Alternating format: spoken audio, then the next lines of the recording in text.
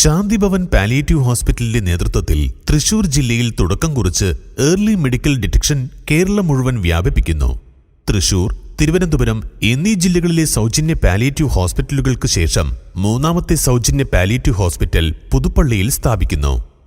കേരളം മുഴുവൻ early medical detection വ്യാപിപ്പിക്കുന്നതിന്റെ ഭാഗമായി ശാന്തിഭവന്റെ നേതൃത്വത്തിൽ മുൻ മുഖ്യമന്ത്രി ഉമ്മൻചാണ്ടിയുടെ മണ്ഡലമായ പുതുപ്പള്ളിയിൽ മെഗാ മെഡിക്കൽ ക്യാമ്പ് നടത്തി.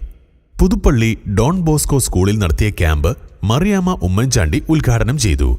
യോഗത്തിൽ ചാണ്ടിയുമ്മൻ MLA അധ്യക്ഷനായിരുന്നു. ശാന്തിഭവൻ പാലിയേറ്റീവ് ഹോസ്പിറ്റൽ കോ-ഫൗണ്ടറും CEO-യുമായ റവറന്റ് ഫാദർ ജോയ് കൂത്തൂർ പദ്ധതി അവതരണം നടത്തി.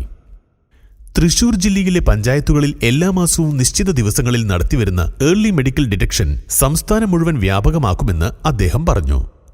OC Ashraya charitable trust, serve people foundation Kochi എന്നിവരുടെ സഹകരണത്തോടെയാണ് ക്യാമ്പ് സംഘടിപ്പിച്ചത്. Shanthibhavan palliative hospital medical director doctor Rishin Suman ആമുഖ പ്രഭാഷണം നടത്തി.